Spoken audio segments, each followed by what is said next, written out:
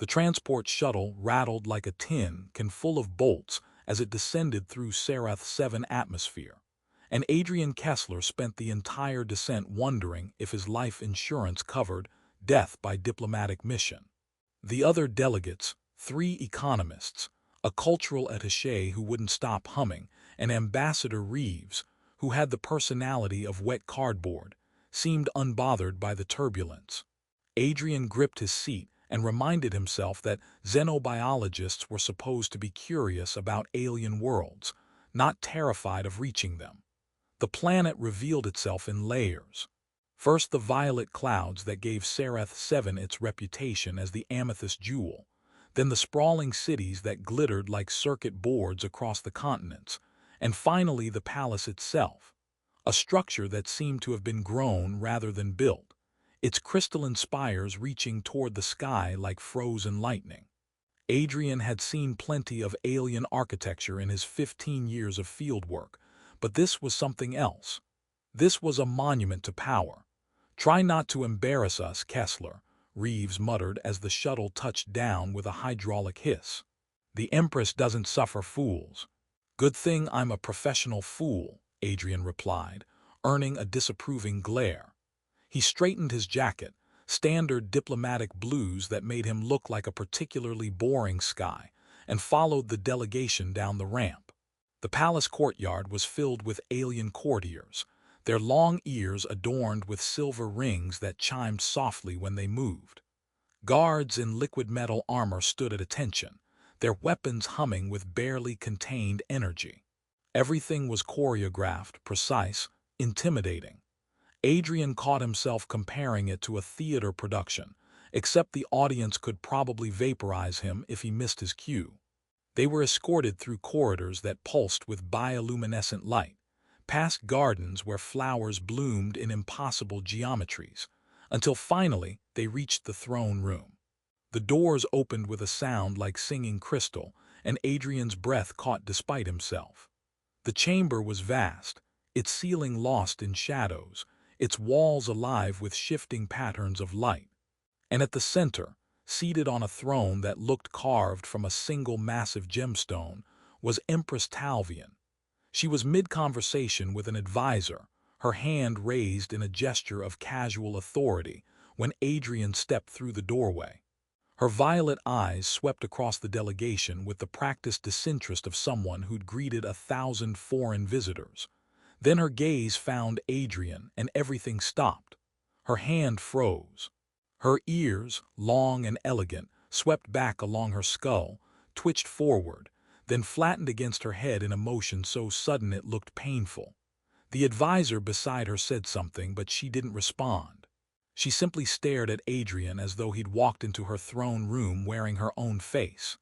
Adrian felt the moment stretch and warp. He'd been stared at before, by curious aliens, hostile guards, one memorable occasion involving a territorial swamp creature. But this was different. This wasn't curiosity. This was recognition. This was fear. The Empress rose abruptly, her throne scraping against the floor with a sound that made everyone in the room flinch. Her voice, when she spoke, cracked on the first syllable. "Leave us. All of you, now." The throne room emptied like water down a drain. Ambassador Reeves sputtered something about protocol, but one look from the Empress shut him up faster than a hull breach. The guards hesitated, their armor clicking nervously, before filing out behind the courtiers. Adrian found himself alone with an alien ruler who looked like she'd seen a ghost, and he had the uncomfortable feeling he was supposed to be that ghost. "I don't bite," he offered, trying for levity. "Well, I had all my shots before the flight, so probably not." Talvyen didn't laugh. She paced the length of the throne room, her movements tight and controlled, like someone trying very hard not to run. Her fingers traced the edge of a floating holographic display that materialized at her touch, then dismissed it with a sharp gesture. Adrian stayed near the door, weighing his options. Bolting seemed rude. Standing there like an idiot seemed inevitable. "You don't remember me," she said finally, her voice steadier now but edged with something he couldn't name. Adrian's mind raced through a catalog of faces, trying to match her features to anyone he'd met. Nothing clicked. "I'm sorry, I've met a lot of people in my work, and I'm genuinely terrible with faces. Did we meet at a conference? A research station? Please tell me I didn't accidentally insult your species' mating rituals because that happened once and I'm still apologizing." She stopped pacing and turned to face him fully. "Do you still dream of the red sand?" The question hit him like a punch to the sternum. His humor dried up instantly. Red sand. He did dream of red sand. Nightmares that woke him up in cold sweats. Visions of a moon base under siege. The screams of wounded soldiers. The acrid smell of burning metal and fear. The Fringe Wars, 15 years gone but never really over, not in his head. "How do you know about that?" His voice came out quieter than he intended. Talvyen's hand moved to her side, pressing against her ribs through the elaborate fabric of her ceremonial robes. "Because I was there, on that moon, in that facility. I was bleeding out on a table when a human medic decided I was worth saving, even though I'd been shooting at his people 6 hours earlier." Memory slammed into Adrian like debris in zero gravity. Fragments assembled themselves. Chaos in the medical bay, wounded everywhere, supplies running low. An alien woman, young, terrified, her uniform torn and scorched. Her ears had been pressed flat against her skull, and she'd been losing blood fast from a shrapnel wound. He'd patched her up using the last of the synthetic tissue, hidden her in a supply closet when the hunters came through looking for survivors to finish off. She'd whispered something in her language, pressed something into his hand, a small metal token he'd lost during the evacuation, and then vanished when the facility fell. "You had a scar," Adrian said slowly, the pieces falling into place.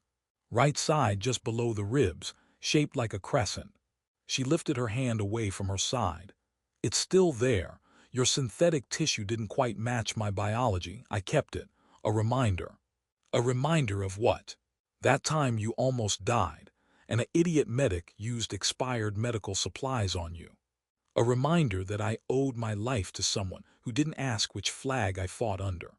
Talvyen gestured toward a smaller chamber off the main hall, and Adrian followed, still processing the fact that he'd apparently saved the life of someone who now ruled 17 star systems.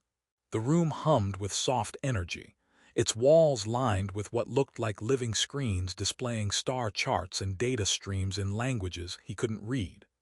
She touched a panel and the displays went dark, leaving them in dim bioluminescent light.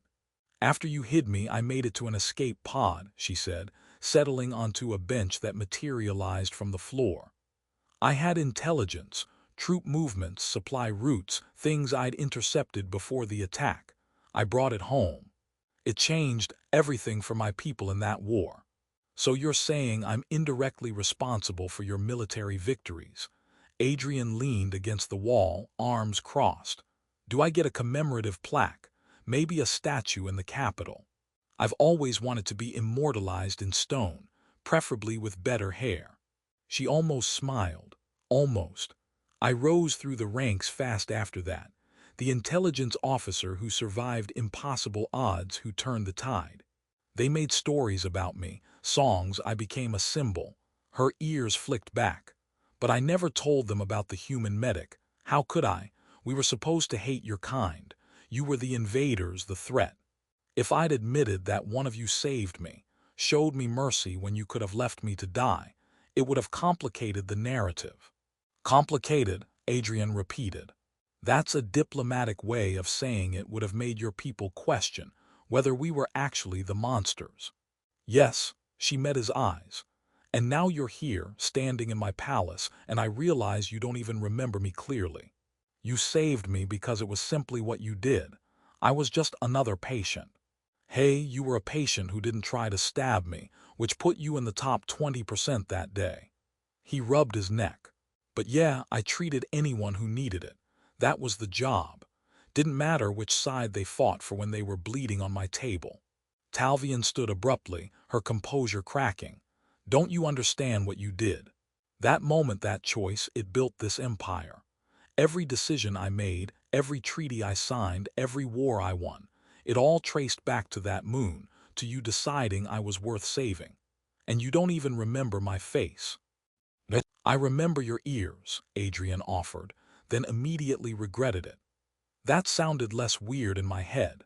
I mean, they were pressed flat, you were in pain, and I thought about how scared you must have been, fighting in a war that probably made as little sense to you as it did to me. She laughed then, a short, sharp sound that surprised them both. You're either very brave or very stupid to joke with an empress. I've been accused of both, sometimes in the same sentence. He paused. But here's the thing I'm stuck on. You built an empire partly on the foundation that humanity was the enemy. Now I'm here, living proof that your origin story isn't quite accurate. What happens now? The question hung between them like a live grenade. Talvyen touched the wall and the displays flickered back to life, showing news feeds from across her empire. Adrian caught glimpses of headlines, his own face appearing on several screens. Word traveled fast in a networked civilization.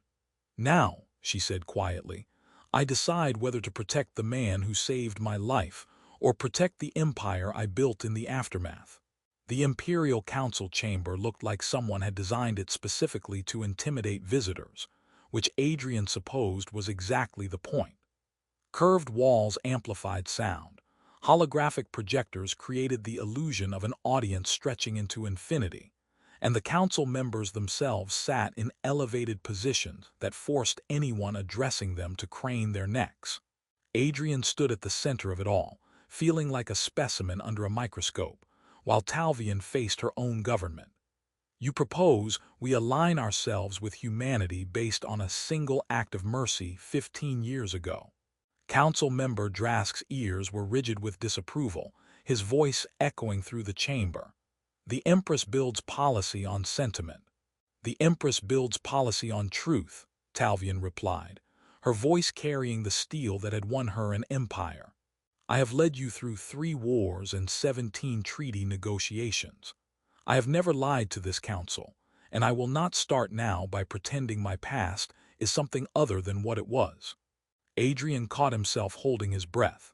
3 days had passed since their conversation in the throne room, 3 days of heated debates, leaked information, and protests outside the palace. The hardliners wanted him arrested. The moderates wanted him quietly deported. Nobody seemed to want what Talvyen was proposing, a formal alliance built on the admission that maybe, just maybe, humanity wasn't entirely the enemy.